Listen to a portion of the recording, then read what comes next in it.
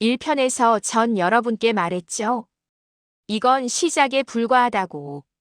박복자를 쓰러뜨리고 강철수의 재산을 손에 넣었지만 복수는 아직 끝나지 않았어요.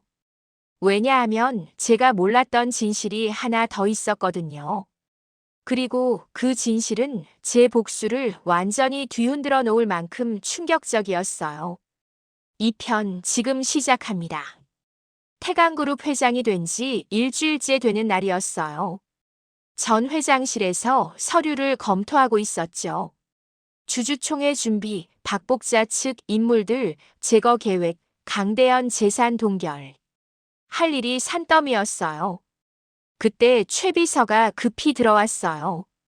미소 씨, 큰일 났어요. 전 고개를 들었어요. 무슨 일인데? 병원에서 연락 왔어요. 박복자 병실에 또 편지가 놓여 있었대요. 제 손이 멈췄어요. 편지? 네.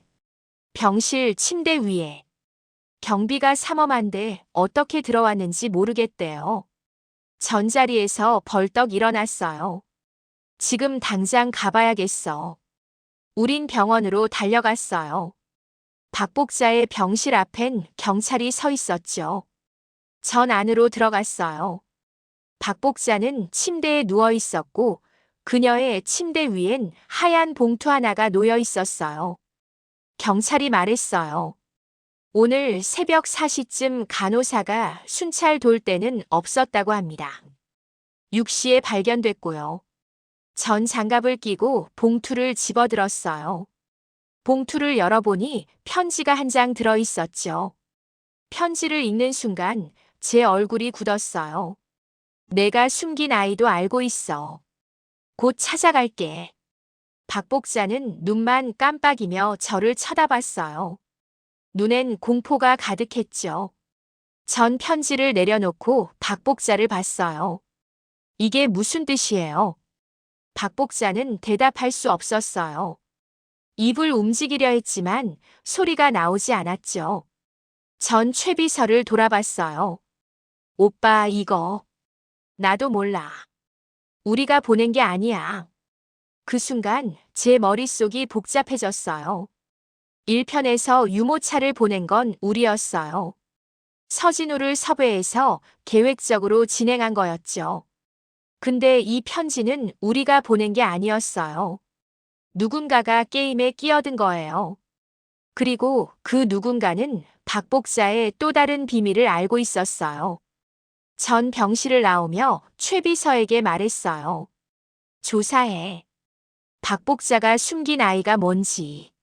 알겠어. 차를 타고 회사로 돌아오는 길 전 창밖을 보며 생각했어요. 박복자, 너한테 또 다른 비밀이 있었구나. 그날 저녁 회장실 문을 노크했어요. 들어오세요. 문이 열리고 강대현이 들어왔어요. 그의 얼굴은 초췌했고 눈은 충혈되어 있었죠. 미소야. 전 차갑게 말했어요. 회장님이라고 부르세요. 강대현이 멈칫했어요. 미안해. 회장님. 무슨 일이세요? 강대현은 한참을 망설이더니 갑자기 무릎을 꿇었어요. 제발 어머니만은 살려줘. 전 의자에서 일어나 그를 내려다봤어요. 일어나세요. 안 일어나.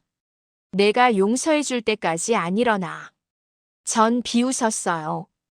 용서요? 당신 어머니가 우리 엄마한테 그랬나요? 어머니가 잘못한 건 맞아. 하지만 어머니도 이제 병상에 누워 있잖아. 이미 벌은 받은 거야. 전 그의 앞에 쪼그려 앉았어요. 벌을 받았다고요? 강대현 씨, 우리 엄마는 죽었어요. 근데 박복자는 살아있잖아요. 그게 공평해 보여요. 미소야. 전 한미소가 아니에요. 강미소예요. 그리고 당신은 제 오빠도 아니고 남편도 아니에요. 그냥 남이에요. 강대현의 눈에서 눈물이 흘렀어요. 그래도 우린 5년 동안 같이 살았잖아. 그 시간이 다 거짓말이었어. 전 일어서며 말했어요. 네. 거짓말이었어요. 처음부터 끝까지. 미소야, 제발. 나가세요. 경비 부를까요? 강대현은 무릎을 꿇은 채로 한참을 있다가 결국 일어나서 나갔어요. 문이 닫히고 전 창밖을 봤어요. 가슴이 조금 아팠어요. 거짓말이었지만 5년은 긴 시간이었으니까요. 하지만 전 이를 악물었어요. 동정하면 안 돼, 미소야. 넌 복수자야. 그때 핸드폰이 울렸어요. 최비서였죠. 미소야, 박복자 과거 기록 찾았어. 뭐라고 나와? 1992년 박복자가 미혼일 때 아이를 낳았어. 사생아야. 제 심장이 쿵 내려앉았어요. 그 아이는 입양 보냈대. 기록엔 남자아이, 당시 갓난아기였다고만 나와 있어. 지금은 추적 중이야.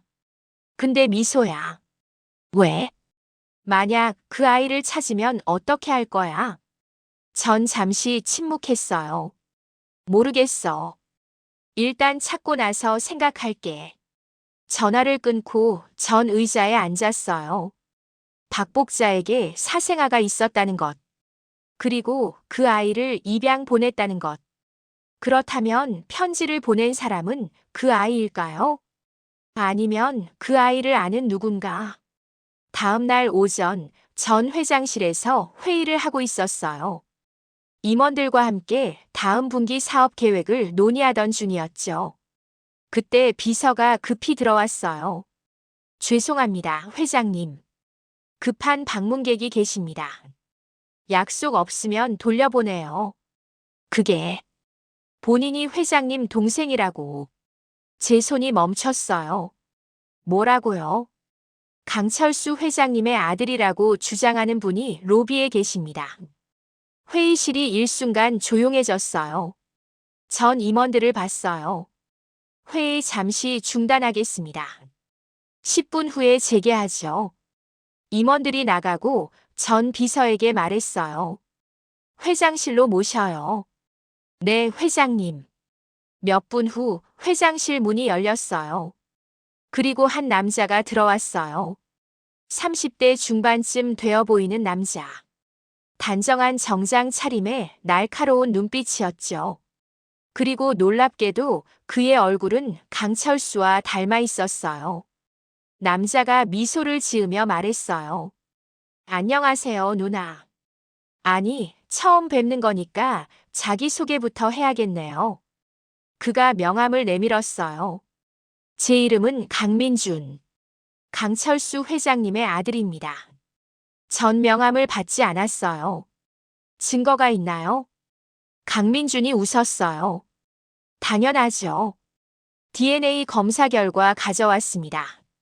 그가 서류를 꺼내 책상 위에 놓았어요. 전 서류를 집어들고 읽었어요. 정말로 강철수와 99.8% 일치했어요. 어떻게 검사를 했죠? 강철수 회장님은 지금 중환자실에 계신데 병원 관계자 매수했죠. 머리카락 몇 가닥이면 충분하니까요. 전 서류를 내려놓았어요. 목적이 뭐죠? 직설적이시네요. 좋아요. 저도 시간 낭비 싫어하거든요. 강민준이 의자에 앉았어요. 저도 상속권을 주장하려고 합니다. 강철수 회장님이 당신 존재를 아시나요? 모르시죠? 제 어머니는 회장님의 일회성 상대였으니까요. 어머니는 저를 낳고 홀로 키우다가 5년 전에 돌아가셨어요. 그럼 왜 이제야 나타난 거죠? 강민준의 표정이 차갑게 변했어요. 제 어머니는 평생 가난하게 사셨어요. 병원비도 제대로 못 내고 돌아가셨죠. 근데 제 친아버지는 재벌이었어요. 억울하지 않겠어요? 전 그를 빤히 쳐다봤어요. 그래서 재산이 목적이군요. 네. 솔직하게 말씀드리는 겁니다. 그리고 누나도 똑같잖아요. 복수와 재산 둘 다 원하시는 거. 전 미소를 지었어요. 최소한 전 솔직하게 말하진 않았죠. 그럼 앞으로는 솔직하게 얘기하시죠. 우린 같은 편이 될 수 있어요. 같은 편. 누나는 박복자를 무너뜨리고 싶고 전 제 몫을 챙기고 싶어요. 이해관계가 일치하잖아요. 전 잠시 생각했어요. 사실 강민준이 나타난 건 제 계획에 없었어요. 하지만 그를 이용할 수도 있을 것 같았죠. 조건이 있어요. 말씀하세요. 당신이 정말 강철수의 아들이라는 걸 공식적으로 인정받아야 해요. 그리고 박복자 측과 싸울 때 제 편에 서야 하고요. 당연하죠. 대신 상속 재산은 공정하게 나눠야 해요. 전 손을 내밀었어요. 좋아요. 거래 성사예요. 강민준이 제 손을 잡았어요. 잘 부탁드립니다, 누나. 그가 나간 후 최 비서가 들어왔어요. 저 사람 믿어도 돼? 전 창밖을 보며 말했어요. 모르겠어. 하지만 지금 당장은 유용해. 조사해볼까? 응. 철저하게. 그리고 오빠. 왜? 박복자가 숨긴 아이 찾는 거 계속해줘. 뭔가 연결고리가 있을 것 같아. 그날 밤 병원에서 연락이 왔어요. 박복자 병실에서 이상한 소리가 들린다고. 전 급히 병원으로 달려갔어요. 병실 앞엔 간호사들이 모여 있었죠. 무슨 일이에요? 간호사가 떨리는 목소리로 말했어요. 환자분이 계속 소리를 지르세요. 말은 안 되는데 신음 같은 게 계속. 전 안으로 들어갔어요. 박복자는 침대에서 몸부림치고 있었어요. 눈은 부릅떠 있었고 입에서는 알아들을 수 없는 소리가 나왔죠. 으아. 전 그녀 옆으로 다가갔어요. 무슨 일이에요? 박복자의 눈이 제게 고정됐어요. 그녀는 필사적으로 뭔가를 말하려 했지만 말이 나오지 않았어요. 그때 전 침대 옆 탁자를 봤어요. 또 편지가 놓여 있었어요. 전 편지를 집어들었어요.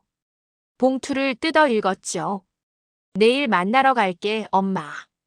아니, 나를 버린 여자. 제 심장이 빠르게 뛰었어요. 박복자가 숨긴 아이가 직접 편지를 보낸 거였어요. 전 박복자를 봤어요. 당신 아들이 찾아온대요. 박복자의 눈에서 눈물이 흘렀어요. 공포와 슬픔이 섞인 눈물이었죠. 왜 버렸어요? 아이가 무슨 죄예요? 박복자는 고개를 돌렸어요. 대답하고 싶지 않은 듯이. 전 편지를 주머니에 넣고 나왔어요. 복도에서 최 비서에게 전화했어요. 오빠, 박복자 아들이 내일 나타날 것 같아. 어떻게 알아? 편지 왔어. 본인이 직접 쓴 것 같아. 미소야, 근데 이상한 게 하나 있어. 뭔데? 박복자 아들 입양 기록 추적하다가 발견했는데 그 아이 지금 사회적으로 꽤 유명한 사람이야. 누군데? 변호사야. 그것도 재벌 전문 변호사. 이름은 박현우. 제 머릿속이 복잡해졌어요. 박현우? 그 사람 우리 회사 고문 변호사 아니야? 맞아. 태강그룹 고문 변호사 중 한 명이야. 5년 전부터 일했대. 전 벽에 기댔어요. 그럼 그 사람은 이미 자기 친엄마가 누군지 알고 있었다는 거네. 그런 것 같아. 그리고 미소야. 왜? 박현우, 박복자랑 꽤 가까웠대. 박복자가 특별히 아끼는 변호사였다고. 제 입에서 웃음이 나왔어요. 재미있네. 친엄마 옆에 숨어서 일하고 있었던 거야. 어떻게 할 거야? 내일 만나봐야겠어. 그 사람이 뭘 원하는지. 다음 날 오후 제 회장실로 박현우가 들어왔어요. 40대 초반 깔끔한 정장에 차가운 인상. 그는 태강그룹 고문 변호사로 일하면서 저와 몇 번 마주친 적이 있었죠. 하지만 그때는 그가 박복자의 친아들인 줄 몰랐어요. 회장님, 오랜만입니다. 앉으세요, 박 변호사. 그가 소파에 앉았어요. 전 마주 앉았죠. 어젯밤 편지 당신이 보낸 거죠? 박현우가 미소를 지었어요. 역시 눈치가 빠르시네요. 목적이 뭐예요? 복수요. 전 눈을 가늘게 떴어요. 누구에 대한? 박복자에 대한 복수. 박현우는 커피를 한 모금 마셨어요. 전 박복자의 친아들이에요. 하지만 그녀는 절 버렸죠. 태어난 지 일주일 만에. 왜 버렸는지는 아세요? 당연하죠. 미혼모라는 게 창피해서요. 재벌가 며느리 되려면 깨끗한 몸이어야 했으니까. 박현우의 목소리에 분노가 섞여 있었어요. 전 고아원에서 자랐어요. 그리고 우연히 제 출생 기록을 찾았죠. 친어머니가 박복자라는 걸 알게 됐어요. 언제부터 알았어요? 10년 전이요. 그때부터 복수를 계획했어요. 태강그룹 고문 변호사가 된 것도. 네. 박복자 가까이 가려고요. 그녀가 저를 알아보는지 보고 싶었어요. 알아봤나요? 박현우가 쓴웃음을 지었어요. 아니요. 한 번도 못 알아봤어요. 5년 동안 거의 매주 만났는데도 전 그를 이해할 수 있었어요. 저도 같은 마음이었으니까. 그래서 편지를 보낸 거군요. 네. 박복자가 병상에 누워있다는 소식을 듣고 이제 때가 됐다고 생각했어요. 근데 왜 저한테 먼저 연락한 거예요? 박복자한테 직접 가지 않고.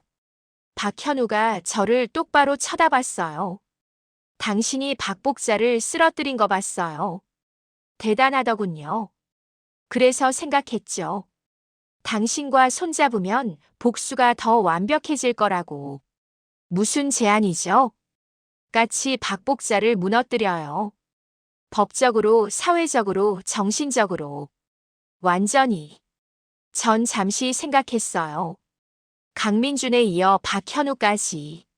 복수자들이 모이고 있었어요. 좋아요. 하지만 조건이 있어요. 말씀하세요. 박복자가 저지른 모든 범죄를 파헤쳐 주세요. 제 엄마 죽인 것부터 아이 바꿔치기 한 것까지. 전부 법정에 세우고 싶어요. 박현우가 고개를 끄덕였어요. 제가 변호사니까 그건 제 전문 분야죠. 증거 수집부터 시작하겠습니다. 그럼 거래 성사네요. 전 손을 내밀었고 박현우가 악수했어요. 잘 부탁드립니다, 회장님. 박 변호사, 한 가지만 물어볼게요. 뭐죠? 박복자를 만나면 뭐라고 할 거예요? 박현우의 눈빛이 차갑게 변했어요. 안녕하세요, 엄마. 버린 아들이 찾아왔어요.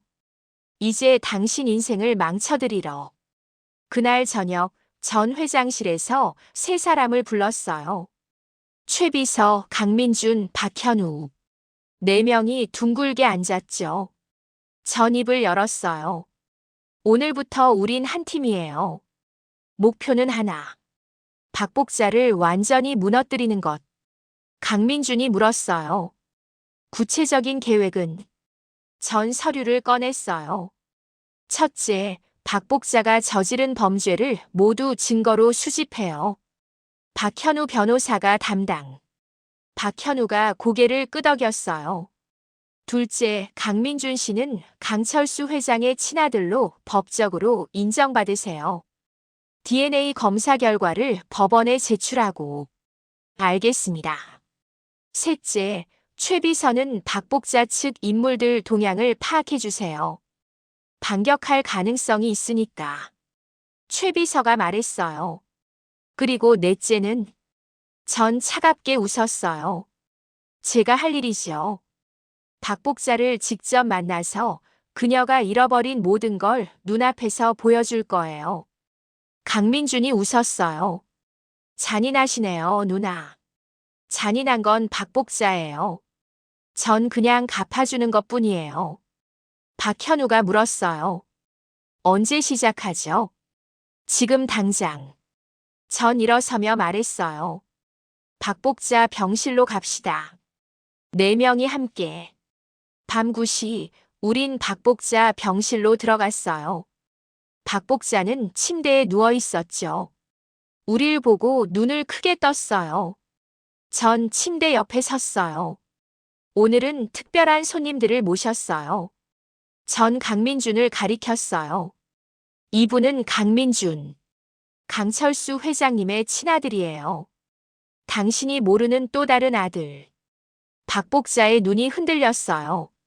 그리고 이분은 전 박현우를 가리켰어요. 박현우 변호사. 아, 잠깐. 소개를 다시 해야겠네요. 이분은 당신 친아들이에요. 30년 전에 버린. 박복자의 입에서 신음소리가 나왔어요. 박현우가 한 걸음 앞으로 나왔어요. 안녕하세요, 엄마. 아니, 저를 버린 여자. 박현우는 박복자의 손을 잡았어요. 전 박현우예요. 당신이 1992년에 낳아서 일주일 만에 버린 아이. 기억나세요? 박복자의 눈에서 눈물이 흘렀어요. 박현우가 냉정하게 말했어요. 전 당신 때문에 평생 고아로 살았어요. 부모 없는 아이라고 놀림받으면서. 근데 알고 보니 제 엄마는 재벌가 부인이었더군요. 웃기죠? 박복자가 고개를 저었어요. 미안하다는 듯이. 하지만 박현우는 손을 놨어요. 미안하다고요? 이제 와서? 30년 동안 한 번도 찾지 않으면서? 전 말했어요. 박복자 씨, 이제 당신이 지은 죄값을 받을 시간이에요. 전 서류 뭉치를 꺼내 침대 위에 올려놨어요. 첫 번째 죄. 1995년 3월 13일 서은혜를 살해한 죄. 병원에 뇌물 주고 산후 합병증으로 위장했죠. 두 번째 죄. 같은 날 서은혜의 딸인 저를 살해하려 한 죄. 간호사에게 돈을 주고 처리하라고 했죠.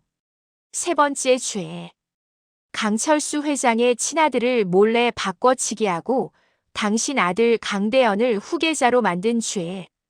박복자는 눈만 깜빡이며 저를 봤어요.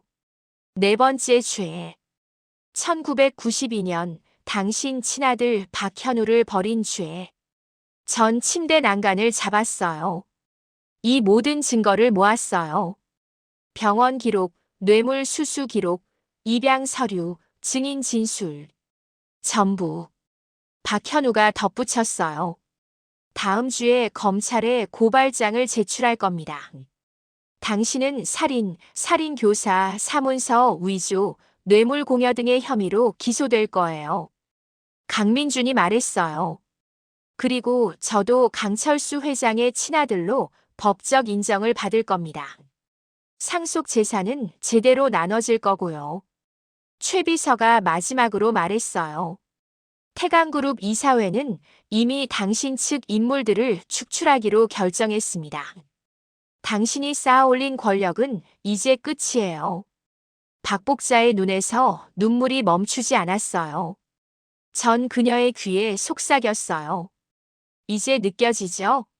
모든 걸 잃는 기분이. 우리 엄마가 느꼈던 그 기분. 박복자가 입을 움직였어요. 소리는 안 나왔지만 입모양으로 알 수 있었어요. 미안해. 전 몸을 일으켰어요. 미안하다는 말로 끝날 일이 아니에요. 당신은 법의 심판을 받아야 해요. 우린 병실을 나왔어요. 복도에서 강민준이 말했어요. 이제 시작이군요. 전 고개를 끄덕였어요. 네. 진짜 복수는 이제부터예요. 며칠 후 강철수 회장이 중환자실에서 일반 병실로 옮겨졌어요. 재활 치료를 받으며 조금씩 회복하고 계셨죠. 아직 말은 어눌했지만 의식은 또렷했어요. 전 그를 찾아갔어요. 아버지. 강철수는 저를 보고 눈물을 흘렸어요. 미소야. 전 의자를 당겨 앉았어요. 오늘은 할 말이 있어서 왔어요. 무슨 말? 아버지에게 아들이 한 명 더 있어요. 강철수의 눈이 커졌어요. 뭐라고? 강민준. 30대 중반 남자예요. DNA 검사 결과 아버지 친아들 맞아요. 전 서류를 보여줬어요. 강철수는 떨리는 손으로 서류를 받아들고 읽었어요. 어떻게? 아버지가 젊었을 때 만난 여자가 있었나 봐요. 그 여자가 아들을 낳았고 혼자 키웠대요. 강철수는 고개를 숙였어요. 나는 몰랐어. 알았어요. 그래서 책임질 생각도 없으셨죠. 제 목소리가 차갑게 변했어요. 아버지는 평생 무책임하게 사셨어요. 여자들한테, 아이들한테. 미안해. 정말. 미안해. 미안하다는 말은 이제 지겨워요. 전 일어섰어요. 다음 주에 강민준이 찾아올 거예요. 아버지 아들로 인정받으려고. 거부하지 마세요. 미소야. 전 문 쪽으로 걸어가다가 멈춰 섰어요. 아버지, 한 가지만 물어볼게요. 우리 엄마 정말 사랑했어요. 강철수가 울먹였어요. 사랑했어. 진심으로. 그런데 왜 지켜주지 못했어요? 나는 약했어. 박복자가 무서웠어. 전 비웃었어요. 약했다. 그래서 엄마가 죽었고 저는 고아가 됐네요. 아버지의 약함 때문에. 전문을 열고 나갔어요. 뒤에서 강철수의 흐느끼는 소리가 들렸어요. 복도를 걷는데 눈물이 났어요. 전 화장실로 들어가 거울을 봤어요. 울지 마, 미소야. 아직 끝나지 않았어. 눈물을 닦고 나왔어요.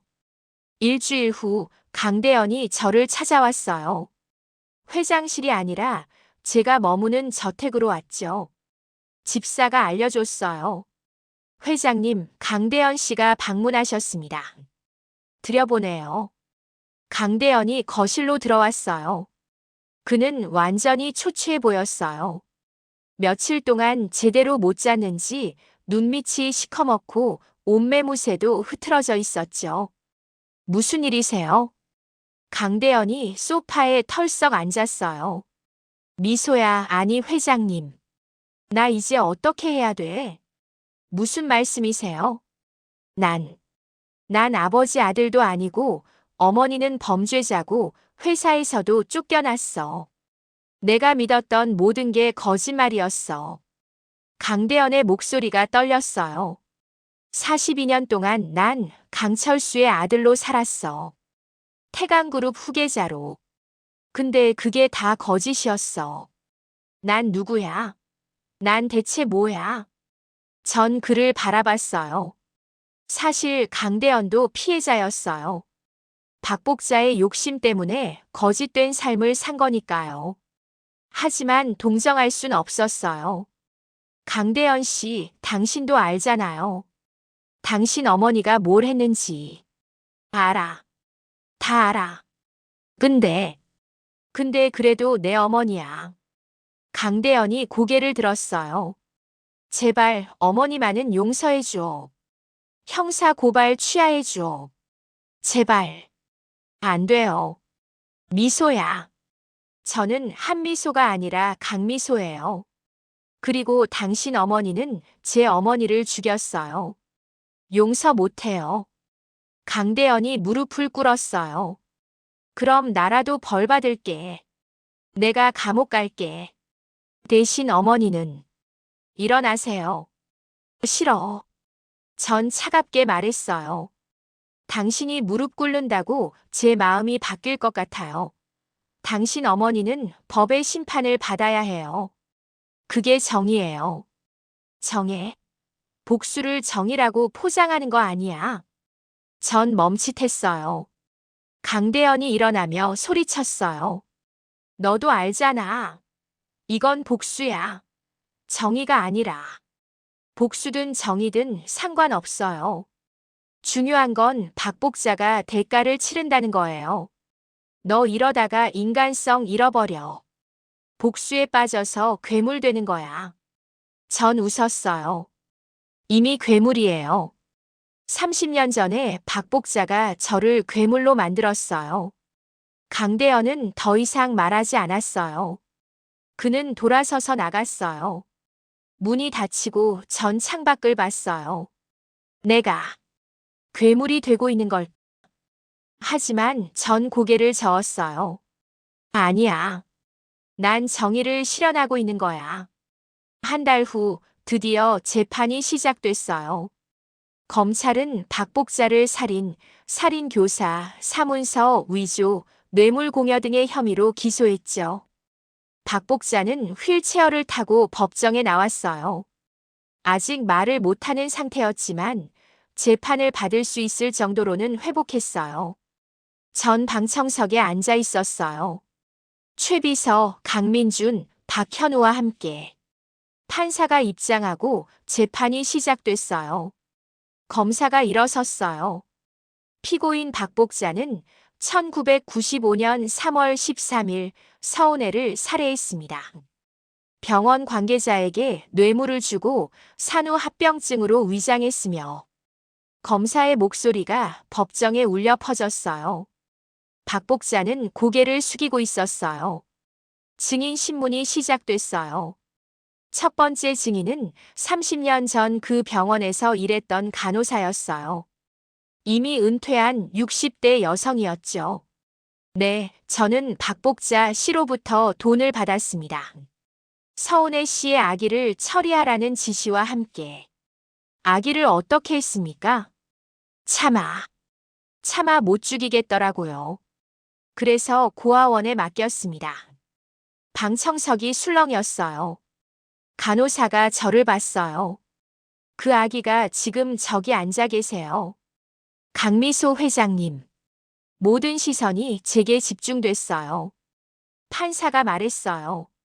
증인 계속하세요. 박복자 씨는 제게 5천만 원을 줬어요. 당시엔 큰 돈이었죠. 그 돈으로 입을 막으려 했던 거예요. 두 번째 증인은 병원 의사였어요. 서운애 씨의 사인은 산후합병증이 아니었습니다. 과다 출혈이었죠. 그런데 이상하게도 출혈이 멈추지 않았어요. 나중에 알고 보니 의사가 말을 멈췄어요. 말씀하세요. 혈액응고제를 투여하지 않았더군요.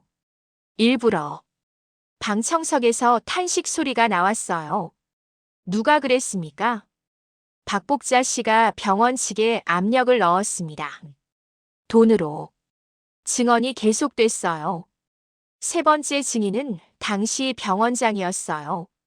저는 박복자 씨로부터 2억 원을 받았습니다. 서운애 씨를 살려서는 안 된다는 조건이었죠. 방청석이 들끓었어요. 판사가 망치를 쳤어요. 정숙하세요. 박복자는 여전히 고개를 숙이고 있었어요. 박현우 변호사가 최종 변론을 했어요. 존경하는 재판장님, 피고인 박복자는 욕심 때문에 무고한 사람을 죽였습니다. 자신의 자리를 지키기 위해, 자신의 아들을 후계자로 만들기 위해, 그리고 그 과정에서 수많은 사람들의 인생을 망쳤습니다. 서운애의 딸 강미소는 30년을 고아로 살았고 박복자 자신의 친아들 박현우도 버림받았습니다. 이것은 단순한 살인이 아닙니다. 계획적이고 조직적인 범죄입니다. 엄벌을 내려주시길 간곡히 부탁드립니다. 재판이 끝나고 판사가 말했어요. 판결은 2주 후에 선고하겠습니다. 법정이 파장됐어요. 박복자가 휠체어에 실려 나갈 때 전 그녀 앞을 막아섰어요.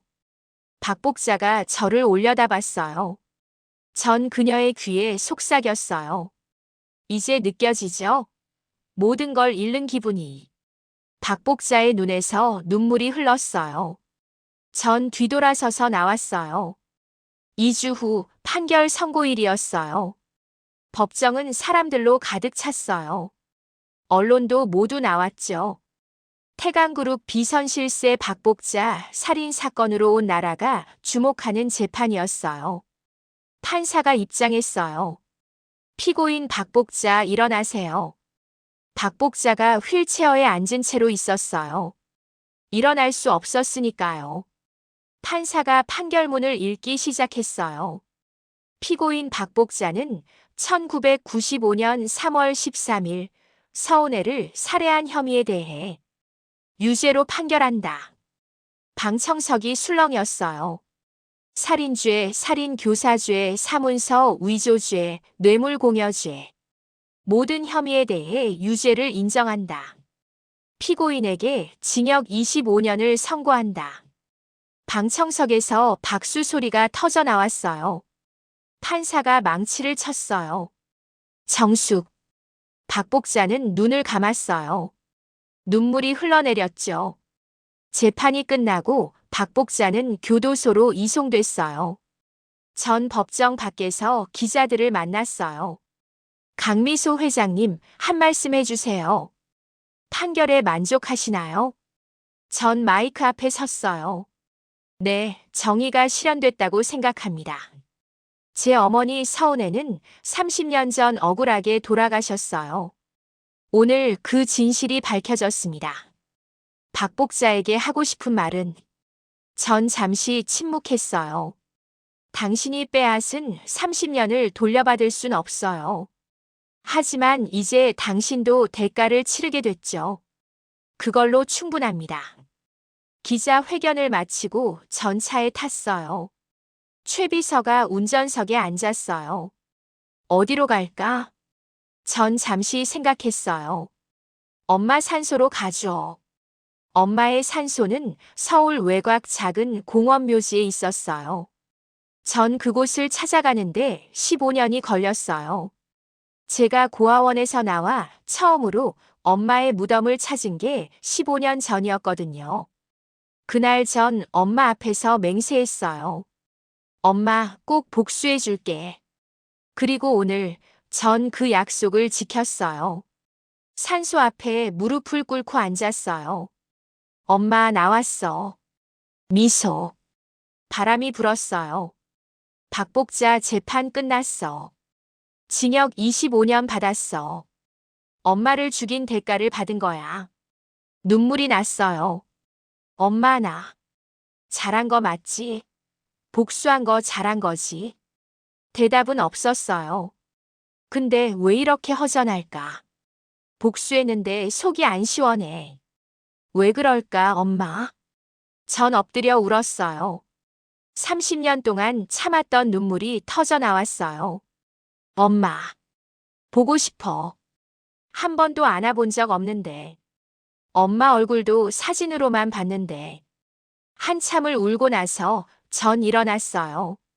엄마, 이제 편히 쉬어. 나도 이제 앞으로 살아볼게. 산소를 나와 차에 탔어요. 최 비서가 물었어요. 이제 어떻게 할 거야? 회사 경영에 집중할 거야. 태강그룹을 제대로 된 회사로 만들 거고. 복수는 끝났어. 전 고개를 끄덕였어요. 응. 이제 끝이야. 하지만 제 마음 한구석엔 여전히 허전함이 남아 있었어요. 복수가 끝났지만 행복하지 않았어요. 그로부터 6개월이 지났어요. 전 태강그룹 회장으로서 회사를 이끌고 있었어요. 박복자 측 인물들을 모두 축출하고 새로운 임원진을 구성했죠. 강민주는 정식으로 강철수의 아들로 인정받았어요. 그리고 태강그룹 부회장이 됐죠. 박현우는 여전히 고문 변호사로 일하고 있었어요. 하지만 이젠 제 편이었죠. 강대현은 회사를 떠났어요. 지방으로 내려가서 작은 사업을 시작했다고 들었어요. 강철수 회장은 요양병원에 계셨어요. 건강이 많이 좋아졌지만 경영 일선으로 돌아올 생각은 없다고 하셨죠. 어느 날 전 요양병원에 있는 강철수를 찾아갔어요. 아버지. 오, 미소야. 왔구나. 강철수는 많이 늙어 보였어요. 하지만 표정은 평온했죠. 회사는 잘 되고 있니? 네, 잘 되고 있어요. 다행이다. 너라면 나보다 더 잘할 거야. 전 아버지 옆에 앉았어요. 아버지, 용서해 드릴 수 있을 것 같아요. 강철수가 놀라서 저를 봤어요. 정말, 아직은 완전히는 아니에요. 하지만, 시간이 지나면 용서할 수 있을 것 같아요. 강철수의 눈에서 눈물이 흘렀어요. 고맙다, 미소야. 정말 고맙다. 전 아버지의 손을 잡았어요. 엄마를 사랑했다는 말 믿을게요. 정말, 정말 사랑했어. 지금도 그리워. 우린 한참을 그렇게 앉아 있었어요. 병원을 나와 차에 타는데 최 비서가 물었어요. 마음이 편해졌어. 응, 조금. 다행이다. 전 창밖을 봤어요. 오빠, 우리 이제 뭐 하고 살까? 뭐 하긴. 회사 경영하고 평범하게 살지. 평범하게. 전 웃었어요. 그게 가능할까? 가능하게 만들어야지. 맞아요. 이제 복수는 끝났어요. 이제부터는 제 인생을 살아야죠. 5년이 흘렀어요. 전 여전히 태강그룹 회장이에요. 회사는 크게 성장했고 업계 1위를 유지하고 있죠. 강민주는 훌륭한 부회장이 됐어요. 우린 좋은 남매가 됐죠. 박현우는 결혼했어요. 그리고 아기가 태어났죠. 전 대모가 됐어요. 최 비서는 제 남편이 됐어요. 네, 우린 2년 전에 결혼했어요. 어느 날 전 최 비서와 함께 산책을 하고 있었어요. 여보, 저기 봐. 최 비서가 가리킨 곳엔 어린 남매가 놀고 있었어요. 저 아이들 보니까 생각나네. 뭐가? 우리도 아이 가져볼까? 전 놀라서 그를 봤어요. 진심이야? 응. 우리 이제 행복할 자격 있잖아. 복수도 끝났고. 전 웃었어요. 그래, 행복할 자격이 있지. 우린 손을 잡고 걸었어요. 그날 저녁, 전 혼자 발코니에 서서 하늘을 봤어요. 엄마, 나 행복해. 이제 정말 행복해. 별이 반짝였어요. 마치 엄마가 대답하는 것 같았어요.